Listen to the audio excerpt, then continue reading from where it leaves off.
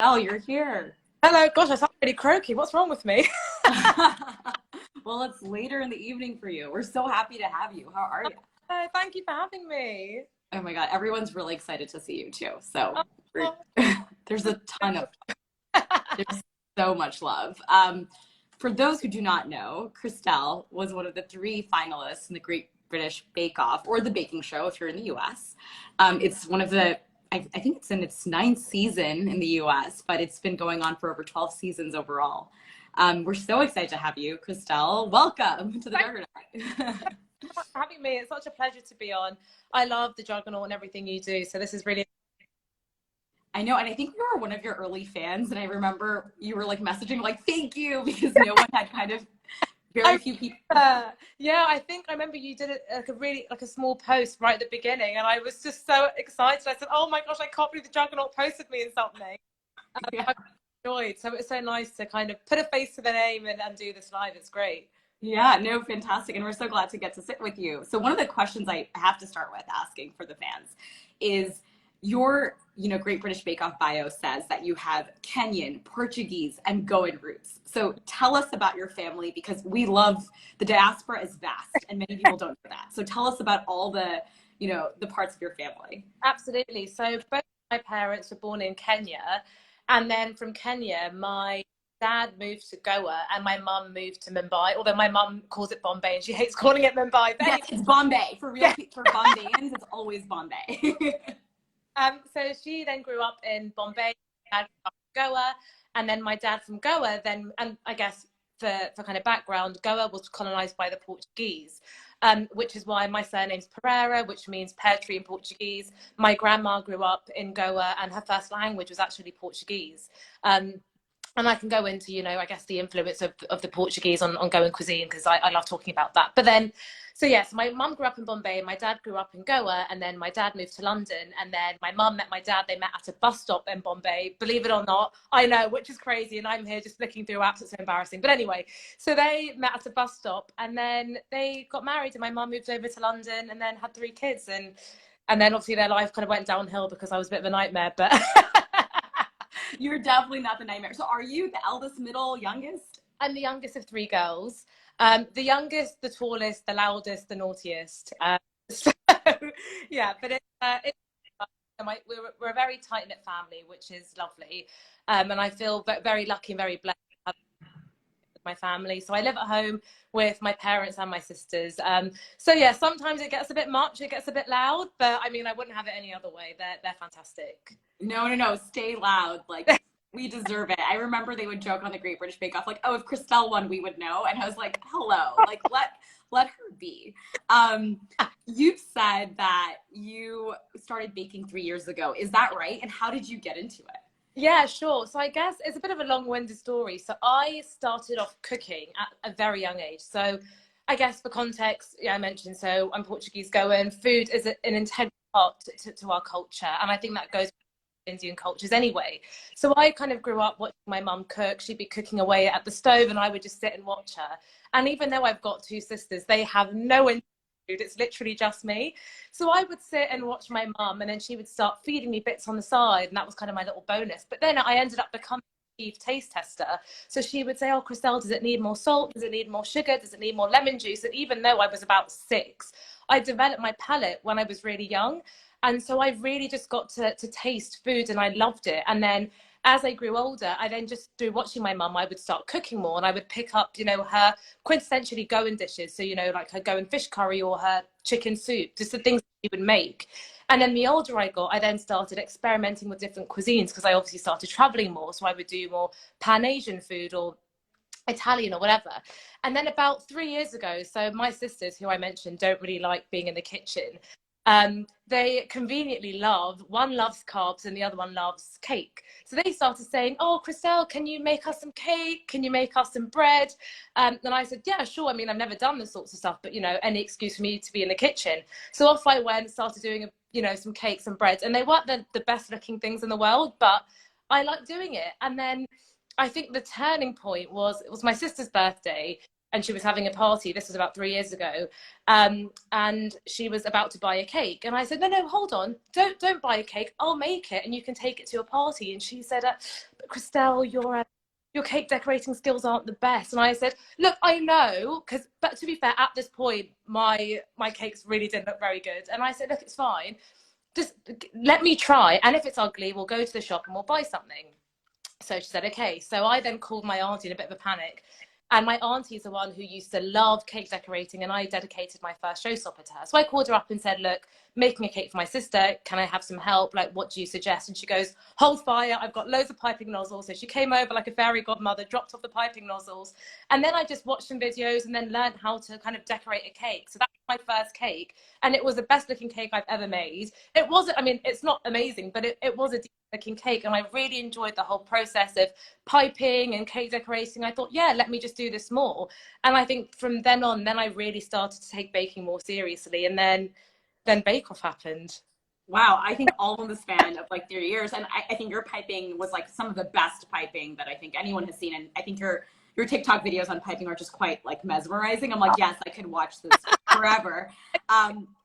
I have a controversial question to ask in a good way. So one of the things that a lot of, South Asian viewers notice when Great British Bake Off happens is that the judges, whenever there's a South Asian baker, they're like, oh my God, your flavors are so amazing.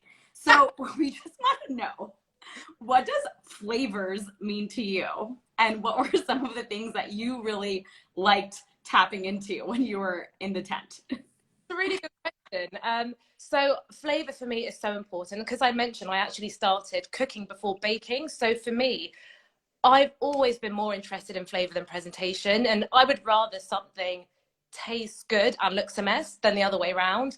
So, and that's how I kind of started. And for me, in anything I do, because I actually don't really that often cook myself, I usually cook for other people.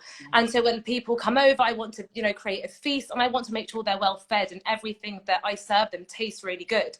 I will just have, serve just a big pot of curry and a big pot of rice. And for me, I don't care if it looks like it tastes good. That's so important. But I think the thing about me with flavor is I don't like doing kind of bog standard plain vanilla stuff. I'll always try and do something a bit different. So I'll never just do a vanilla sponge with strawberry jam. I'll always try and maybe add a bit of caraway seeds to it, and maybe add some like mango or a bit of chili powder to the jam. I always try and add something different because I like to experiment, and I like people to taste something and think, oh, that's quite interesting, and where did that flavor come from? But I think most of my flavors are influenced either by my heritage. So in week 1, I actually used jaggery that belonged to my grandma, which was from Goa. So she went to Goa, brought back these, because jaggery in Goa comes in these massive dark brown cubes, and you've got to blitz them up. So before I went into the tent, I got loads of her jaggery and I took that with me. And at home, I sat with my mum and we toasted loads of cardamom. So for me, when I use cardamom, I've got to get the green pods, toast them, bash them up and blitz into a powder. That's the only way I use it. So we sat and we did it all together. So I took that with me into the tent, and all of my spices, all the curry leaves I took with me home. So a lot of my flavors come from my Portuguese-Goan heritage, and I guess the other side to it, the miso, the yuzu. I was going to say the miso. We have to talk about the miso. I have to talk about miso, and that comes from my travels, and I guess from my travels, but also I'm from London, and I think we're very fortunate being in London that there's such a massive array of cuisines now. You get Korean restaurants, Sri Lankan restaurants, and for me, I'm such an adventurous eater. I don't really like to go to a place and just eat one piece of ravioli onto a plate. I want to go and eat a massive, bowl of like Korean fried chicken or something. And I like trying something new every time I go out. And so, yeah, that is where that kind of side of my flavors came from. The yuzu, the sesame, the miso. I loved all of that.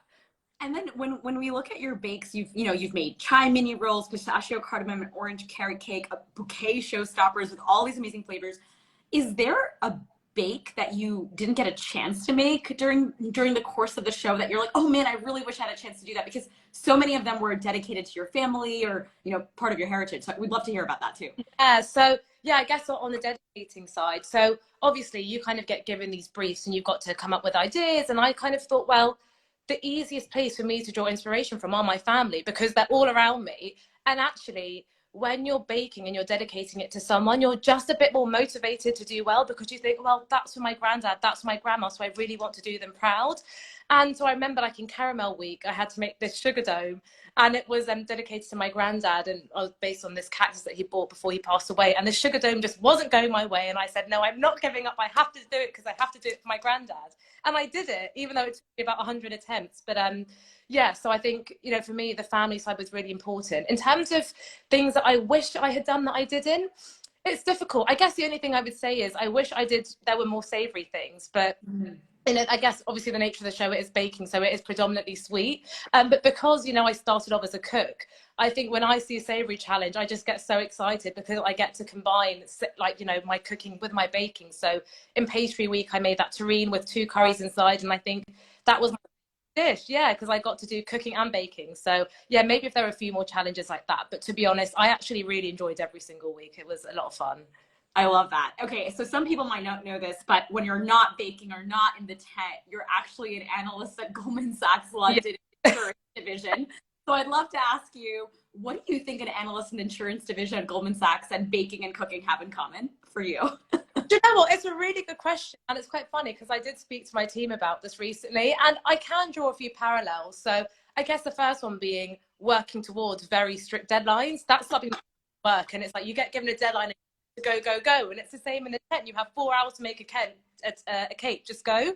So I definitely think that the deadlines thing is something that I can really resonate with my job. I also think just coping under really high pressured scenarios is another thing, because again, when I'm in my job, sometimes you have so much going on and you're under a lot of pressure, but you've just got to keep a clear head. And if, you know, things go wrong, it's okay, how do I fix it? How do I get going and continue to do that? And you have the same thing in the tent where there's a lot of pressure, and sometimes, you know, your meringues won't work and you just got to start again instead of having a nightmare. And so I think that's another thing. And then the last thing I guess I'll say is, so my job at Goldman, I'm a relationship manager, and it's all about presenting yourself well when speaking to people. And even though, you know, there's a lot going on internally, it's how you face off to a client. And I guess in that same vein, you kind of had that on Bake Off, where you can be really stressed, but you've got a camera in front of you, and it's how you present yourself to a camera and, you know, kind of giving off the best impression of yourself as possible. And so, yeah, I think there are quite a few similarities with my day job, which is quite funny because you would never really think that there would be, but you'd be quite surprised when you think about it. Yeah, I know Anthony's in the chat. I know Anthony also works at Goldman, and I was like, all right, Anthony, I guess Goldman has a tap line to the Great British Bake Off. So another thing that I thought was really interesting is there was a Twitter debate, which many people do not know about this, where people were talking about, I guess the bakers have to wear the same outfit for 2 days of shooting. Yeah. So people might not realize this. You're wearing the same outfit over 2 days as they shoot the entire series. Yeah. Did you have a favorite comfy outfit that you're like, oh my God, thank God? And was there one where you're like, I can't, like, get me out of this, like, right now, because either the tent was too hot or it was a terrible experience? So this is really funny. So as you can probably tell, I actually like wearing a lot of black. And what ended up happening was, I guess, I found out that my black clothes wouldn't really fly in the tent. So I had to then do a lot of online orders to order a lot more colourful clothes because my wardrobe was way too dull. So that was one thing. And then the second thing was I actually ran out of clothes because I just basically didn't have enough. I thought, well, I'm not going to be, you know, in Bake Off for 10 weeks. So I ended up having to wear like crew members' clothes. It was a bit of a nightmare. But for me, I actually think everything I wore was relatively comfortable. I guess the main thing was I just don't wear a lot of bright colours. So that was the main thing that I was coming to terms with. But actually, it's kind of opened my eyes now to wearing a lot more colour. And I think I saw the bakers recently and they said, Crystelle, are you wearing a yellow jumper? I was like, I know, guys, Bake Off's changed me. Like, I'm a new person. But yeah, I mean, to be fair, when we were in the practice tent, I would just rock around in gym kit. But I'm that kind of person that wears gym kit, but I don't actually exercise. So it's quite deceiving. And people would be like, wow, Crystelle, did you go for a run? I was like, no, I'm just wearing gym leggings because they're really comfortable. But yeah, no, but actually, to be honest, I think everything I wore in the tent was very comfortable. So yeah, it was fine. Yeah. I remember when I found out, I was just astonished because I was like, oh my goodness, good for them, because they're like I feel like you're going through like this entire like war with baking utensils and flour and butter for 2 days and wearing the same outfit. I love that. Is there anybody on the, you know, during the time of the baking show that you met that they're like, this person should have a completely separate series going for them, not in baking, but like in something completely different, that you're like, why don't they have a show on this? Oh, so I guess, as in you talking about any of the bakers? Yeah. So I think Jurgen should definitely do something with like science and the science of baking. It's just, he is like a talking encyclopedia and it's incredible. So I would be there making my creme pat going, oh, you add corn flour, I don't know why, but it thickens the custard. And he would be like, oh, well, actually the corn flour wraps around the proteins in the egg and it stops it from curdling. And I was like, how do you know this? But it's so incredible. And he's just so scientific, and the way that he explains methodology is so inspiring.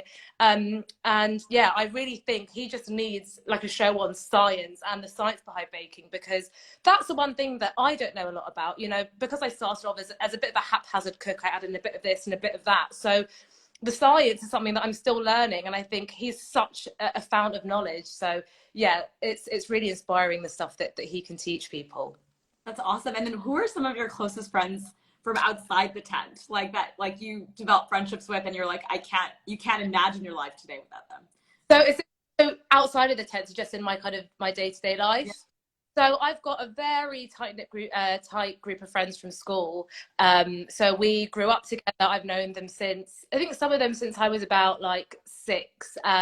And there's a group of 7 of us, and we are so close. And it's really funny because they're the kind of friends that basically you can't hide anything from them. And so I never told them I was on Bake Off. Yeah, what happened? So you had to hide, for people who don't know, Crystelle went through and shot the entire thing. Then you have to hide the results for like weeks. So what happened for your loved ones and your friends during that time? What did you do?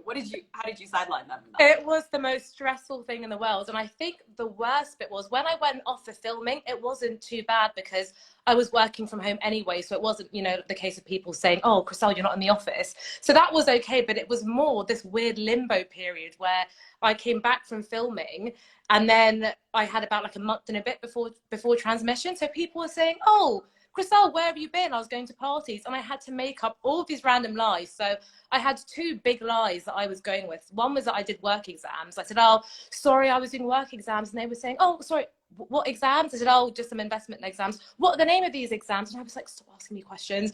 And then the other one was I told work people that I was doing like a residential cooking course. And so they were saying, oh, so what were you doing on the cooking course? I was like, oh, I was learning about, you know, sauteing, pan frying, sous vide cooking. I became really creative with all these lies. And then when I finally told people, they were like, oh my gosh, I knew it. And I was like, how did you know? But yeah, the lying was so stressful. And I remember there were some points where my group of friends at home, because they're so invested, we're all invested in each other's lives, they would really start like going in on me saying, oh, Crystelle, like what's happened? Like, why aren't you speaking? Why aren't you out? And I just stopped replying. I just had to put my phone away because I was like, I can't deal with this interrogation anymore. It was so stressful. No, I think you did a great job. I mean, you even hosted a party, I think, for all the great British Bake Off bakers at your home, or where was that? Yeah, that was at my house. So what we thought we would do is we all wanted to do a viewing party to watch one of the episodes together. But obviously Bake Off airs on a Tuesday, and because we're all, you know, different parts of the country, Giuseppe's in Milan, it was really hard for us to meet on a Tuesday. So I said, look, let's get a date in on the weekend. You guys can come over. We can have lots of going food, and then we can watch an old episode of Bake Off. So we actually watched episode 1 because obviously all 12 of us were in it. So basically I cooked like a massive going feast. I don't know how many curries I made, did lots of vegan stuff, so obviously Frey could have it. We did meat, chicken, chickpeas, everything. And then lots of the bakers brought different desserts, and it was such a lovely day. We're in the garden, we did lots of dancing, there was food, drinks, and then we all watched Bake Off together. But it was such a lovely day, and my family were here, so they got to meet all the bakers. But it was quite funny because my family were like, I feel like I've met them, because obviously I just speak about Bake Off and all the bakers non-stop. So yeah, but it was a really, really lovely day. Who's the one baker, or like who are the several bakers you do keep talking about nonstop, like to this day? You know, I think it's all of them, because we have this WhatsApp group and we just basically chat non-stop, and it's always Giuseppe giving us these random updates from Milan, being like, hey guys, I'm in the Duomo, and we're like, what the hell? But I think we're all just constantly chatting, and people updating, you know, us on their lives and what's going on, because we're all also in different parts of like the country, and everyone's got their own day jobs and everything. So it's just so nice to be able to keep in touch with everyone. But they're such a great bunch. Yeah, I love them all. It's such a wholesome bunch. Okay, a couple more questions, and we're going to open it up to the audience. So don't worry, you have your time. So one of the things that you notoriously said is that you hate technicals, and then you ended up like being first in the technical in the final. Yeah. Why do you hate technicals so for everyone else to know about it? Yeah. So to clarify, I am a planner. So when I go on holiday, I have an itinerary, I have a timetable. In my day job, I manage everything like in a spreadsheet. I just like knowing what I'm doing at what time, So for me, I like to know what I'm doing. So the technical challenge is basically everything I hate because it's the unknown. You don't know what you're doing. You have no instructions. So I hate the unknown, and the technical challenge was basically the unknown. So I think it was that coupled with my lack of experience. It was just everything. And I think I went into the 10 knowing I would just be rubbish at them. I just had a feeling. I was like, these aren't going to go my way. And funny enough, they didn't go my way. And it's also really funny because I think there's something in the 10, it does something to you where, like, you kind of know. I mean, I would say I kind of know how to bake, but for some reason in the 10, you're in the technical challenge, and this random voice comes in your head being like, oh, Crystelle, but you should do it this way. And I suddenly convince myself of doing something really randomly, like telling myself, oh, it's a long prove and a short bake, and really convincing myself of a really stupid baking methodology and just thinking, oh, that's definitely right. And so that also happened to me. But I think in the final, the reason why I won that technical challenge is because I was so relieved it was my last ever technical, and I was thinking, this is it, it's my last one, I'm so happy. And I was so relieved and so happy to be doing my last one. That happiness just carried me through and helped me win it.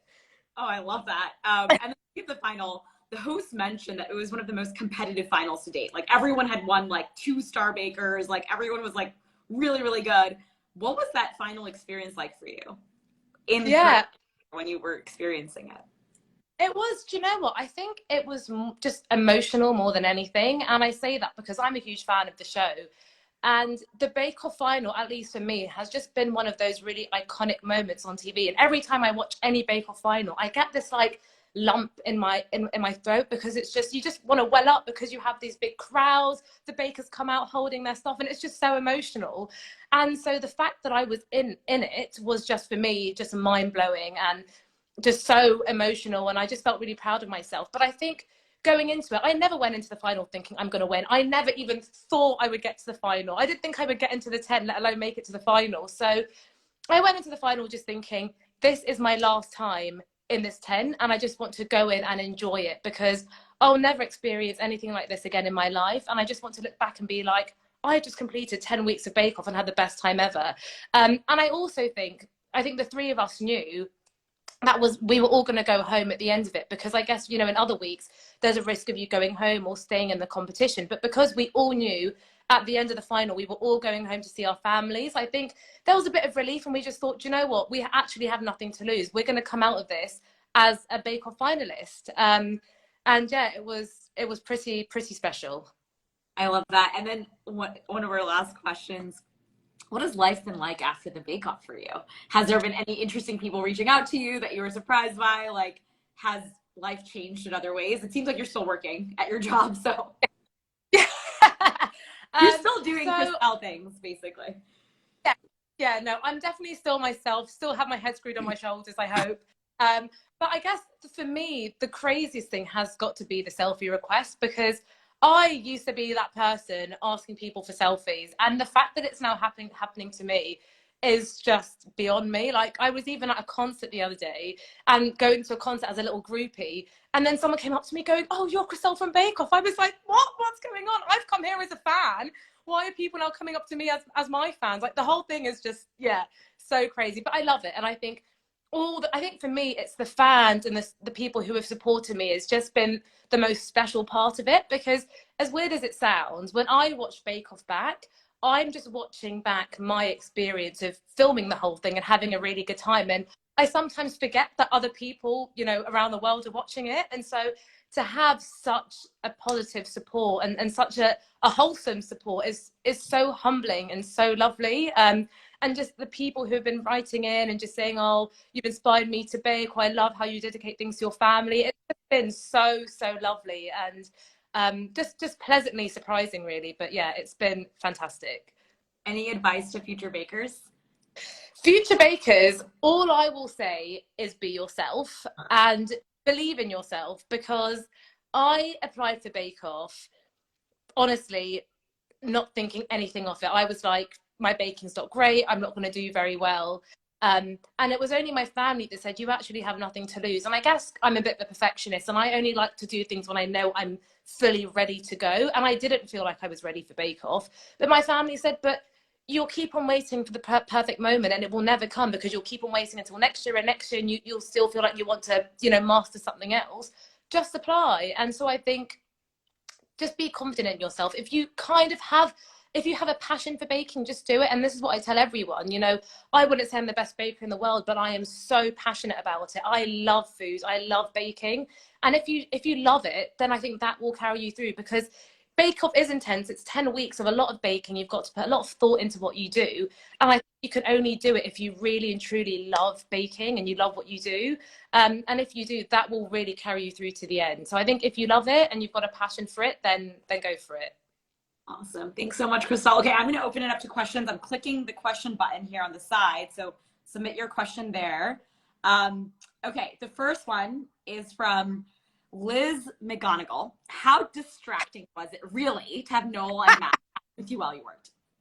So really good question. So actually, I'll be honest, I kind of thought that Matt and Noel were like a bit of a breath of fresh air, because when you're in the tent, it gets so stressful and intense, and you know you're kind of baking against the clock, and you're trying to get your sponge in the oven and stuff. But when they come over, you just kind of, it allows you to relax a bit, and it takes the pressure off. And when I'm at home, I've got my two sisters pestering me in the kitchen, and so they kind of filled that space. So they kind of made the tent feel a bit like home, and actually it made the whole atmosphere a lot more light-hearted. And they were actually both so lovely. I mean, they're not out there to catch me out, or they're not out there to make my bakes go wrong. They're just there to make me feel comfortable. And actually they made the process so fun, and it was so nice just to have a laugh with them when you're doing a really intense bake and you kind of think, okay, actually, why am I taking this so seriously? Like, I can actually have fun, like it's fine.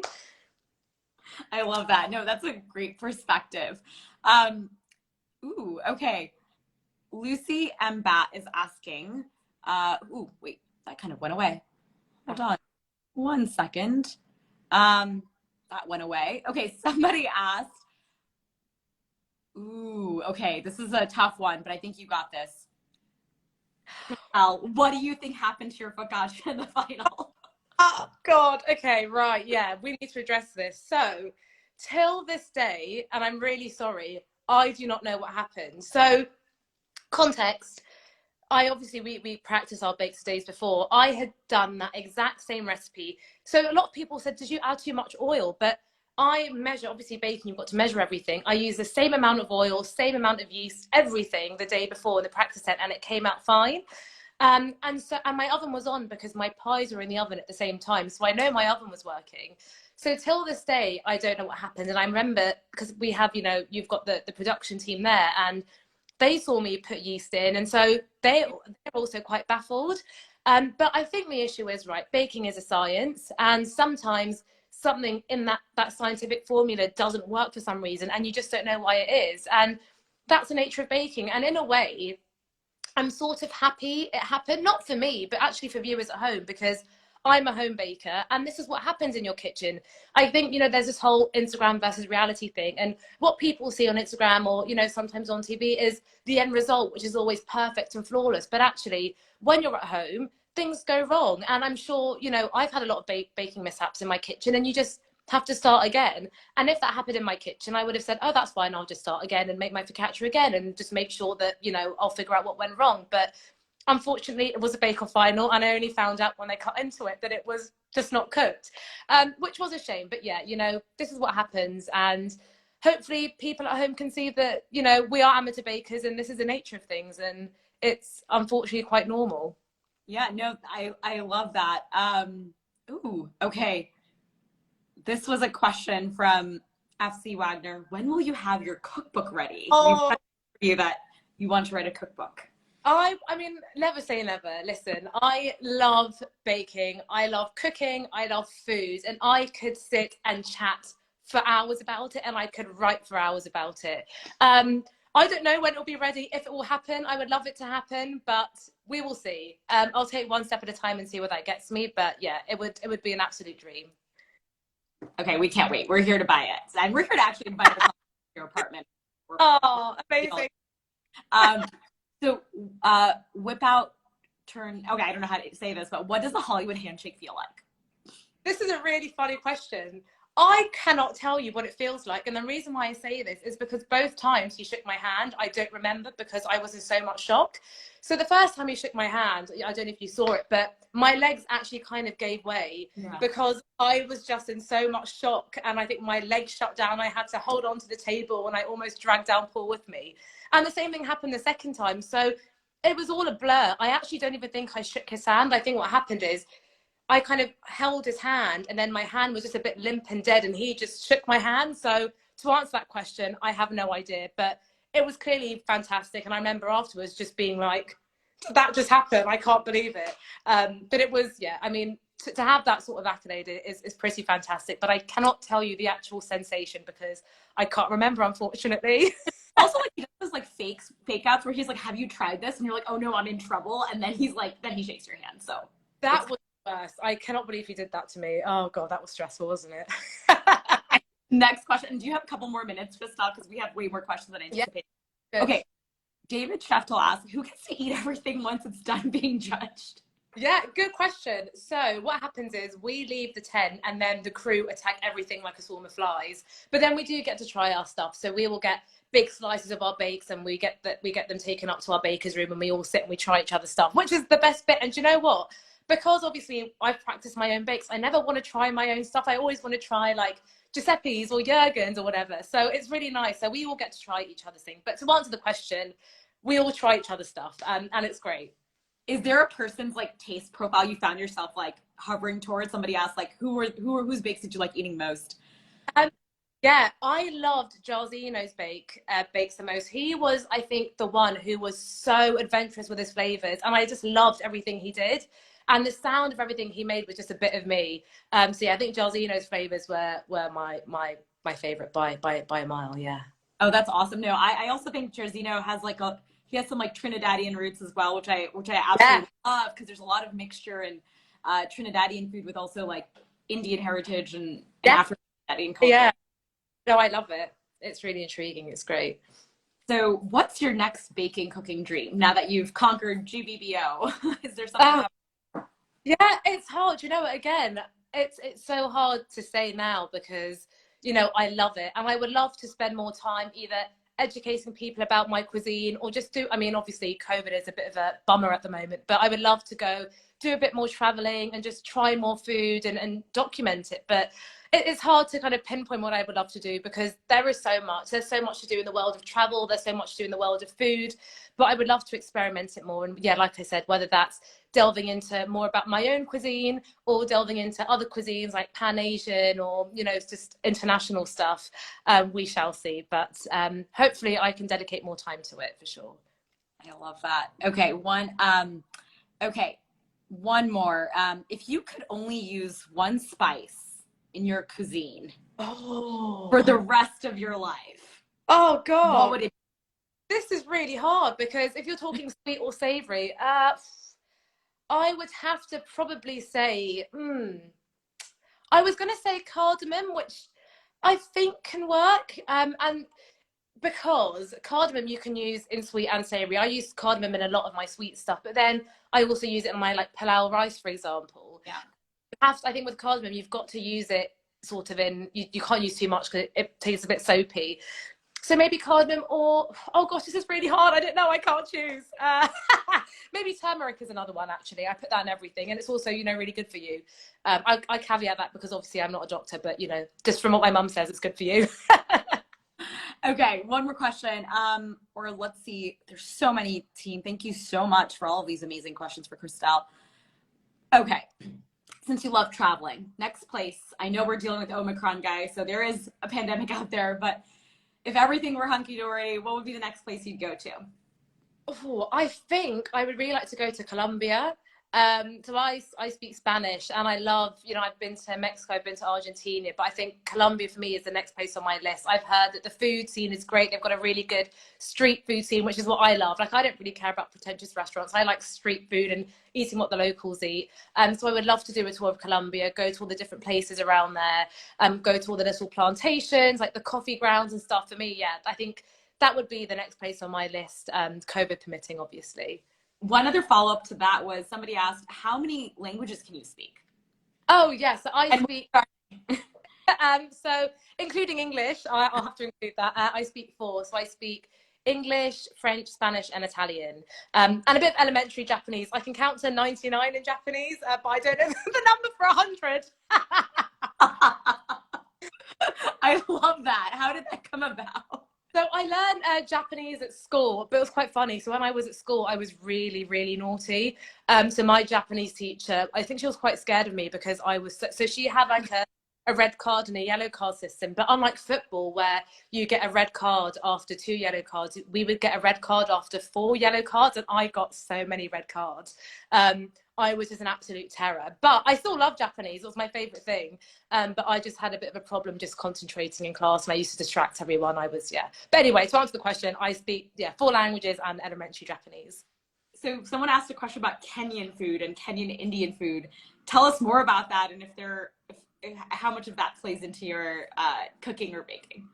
Do you know what? I think Kenya for me is the next place I would want to go to after Colombia, because I've never been to Kenya, and actually I think it's the one thing, I guess, relating to my heritage that I just haven't delved into enough, and I really want to, because the cuisine that I'm familiar with is more Portuguese-Goan, and so I think Kenyan is the one thing that I'm just not educated enough about, and I really want to. And I think the next thing on my list is go to Kenya, meet some old relatives, you know, go to all the little cafes and the restaurants, you know, places where my parents visited, and just learn from there. But it's definitely something that I really want to learn more about, because it's got such a unique and fantastic cuisine. And there's also a really big sort of Goan population in Kenya. So I would love to see how, I guess, the Indian Kenyan fusion and how that works. I think that could be really interesting. Love that. Okay, this is the last question, because Crystelle probably has to go back. What's your all-time favorite bake that you can find yourself making over and over again? Oh gosh, this is hard. Are we going to just stick this to baking, or can we delve into cooking? I can. You know what? We'll expand. We'll loosen it. Okay. Just for you, Crystelle. Because I think it's easier to answer when it comes to cooking. My favorite dish all time is a Goan fish curry with white rice. I could literally eat it every single day for the rest of my life. If I was on a desert island, give me Goan fish curry and rice, and I will be happy. When I came back from the tent, my mum literally had on a plate Goan fish curry and rice. When I had COVID and I lost my sense of taste and smell, the first thing I ate after I got my taste back was Goan fish curry and rice. It's like my go-to. I love it so much. As you can tell, I'm very passionate about it, but I just love it. It's just, for me, it's a quintessentially Goan dish. All the flavors in it are just so Goan and just fresh and lovely. And it's just got so much flavor in it. It's just my favorite thing to eat. GFC, as a lot of people call it. And does it matter, or it can be any fish? It's just the curry that really matters. Well, it's a combination. So I think it's all about, obviously, the fresher it is, the better. So fresh coconut, fresh fish, obviously makes it just that extra bit special. But I think the thing that I love most about it is just the combination of spices in it. And it's just, oh God, I'm actually salivating talking about it. I love it so much. Okay, I love that. And then, okay, wait, you do have to do this last question, because I think this was part of the fun from Great British Bake Off. Do you think Mr. Spatula actually brought Giuseppe luck? Oh, this is the funniest thing. So do you know what? So when you're in the tent, you don't really know what's going on around you. And so I had no idea that Giuseppe kissed the spatula. And I watched the final with Giuseppe and Chigs. And when we realized he kissed the spatula, we were like, oh my gosh, what the hell? Which is absolutely crazy. So I think that was a bit of magic. But I mean, listen, let's not discredit Giuseppe. He is a fantastic baker and thoroughly deserved to win it. So yeah, I mean, I think kissing the spatula or not, he was destined to win it. But, you know, I mean, it is quite a coincidence that happened. So yeah, so who would have known if I kissed that spatula? But no, that was hilarious. I had no idea he kissed it, and we were literally in hysterics when we found out. We were like, I cannot believe it. That is so funny. Yeah, just. Well, it has been such a pleasure to chat with you, and I think so many people are so excited to see you and interact with you. Congratulations on everything you've done and all the things you're going to do. We're here rooting for you. Thank you so much. And I really appreciate your time. It's been so lovely to chat. And thanks everyone for tuning in. I've been trying to look at the questions, but I'm very bad at multitasking. So yeah, but I appreciate the love and the support. Yeah, it's been amazing. And I'm honestly just so humbled and so blessed and honored to have your support. So thank you so much. Lots of love. Crystelle, bye. Bye.